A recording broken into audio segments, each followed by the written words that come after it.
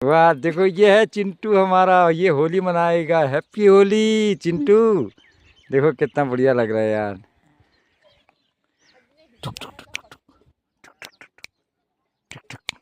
अरे वाह वाह hero. Tata bye baby. Bye. वो कुछ ये कुछ ये कुछ ये बता कुछ दे। जीवन क्या है,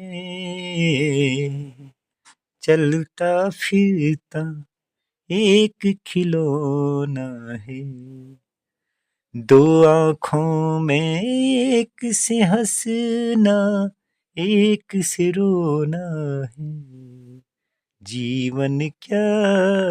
नमस्कार दोस्तों, ये छोटा सा वीडियो मैं डाल रहा हूँ आज। ये केवल इस बच्चे की प्रॉब्लम के लिए नहीं डाल रहा हूँ मैं।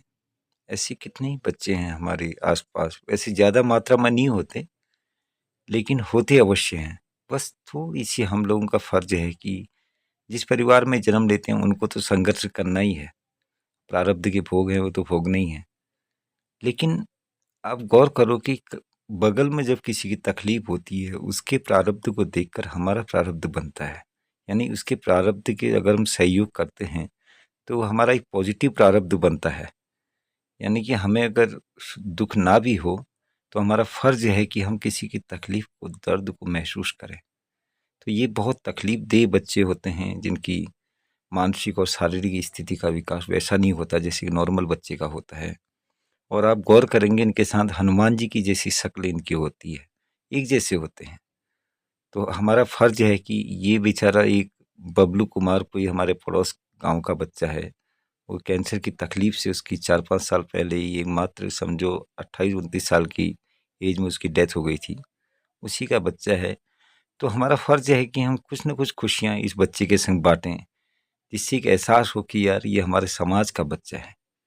ये ज़रूरी नहीं हमारा घर का हो, लेकिन समाज का है तो हमारे भी बहुत फर्ज हैं दोस्तों। इसलिए ज़रूरी नहीं है कि सरकार ही सब कुछ करे इन लोगों के लिए। हमारे भी बीच-बीच में कुछ खुशियाँ हम इनके साथ बाँटें, जब भी कोई त्योहार होता है, वो होता है, जिससे कि इन बच्चों को, क्योंकि एक गरीब परिवार में जन्म लेना और इन तकलीफ़ों के साथ लेना, तो वास्तव में अपने आप में ही एक दुःख भरी चीज़ है।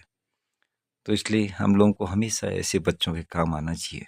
आप देख रहे होंगे मैं बहुत कम वीडियो डाल पा रहा हूँ, क्योंकि इन्हीं तकलीफ़ों से लड़ते-लड़ते मैंने भी काफ़ी थकान महसूस की है कि कितनी तकलीफ़ होती है। और इस तकलीफ़ों में अगर कोई अड़ोस-पड़ोस का या किसी की हमदर्दी मिलती है ना, तो एक एनर्जी जैसी फ़ील होती है यार, चलो तकलीफ़ों से लड़ा जाए, फिर से दोबारा चार्ज हुआ जाए।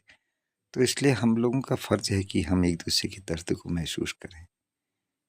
कहीं बीच-बीच में इनका सहयोग करना, इनको अपनेपन का एहसास कराना बहुत ज़रूरी है, जो खुद के लिए बहुत बड़ा पुण्य बनता है, क्योंकि जीवन एक नाशवान है। हम दुःख में रहें या सुख में रहें, एक दिन तो दोनों चीज़ों से हमने त्याग करना है। नेचुरली त्याग करा देता है ऊपर वाला।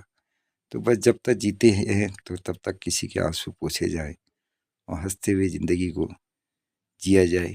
क्योंकि खुशी वास्तव में वो नहीं होती जो हम लोग केवल अपने भोगों से प्राप्त करते हैं। खुशियाँ तो केवल बाँटने से ही मिलती है वास्तविक, यही जीवन का सत्य है।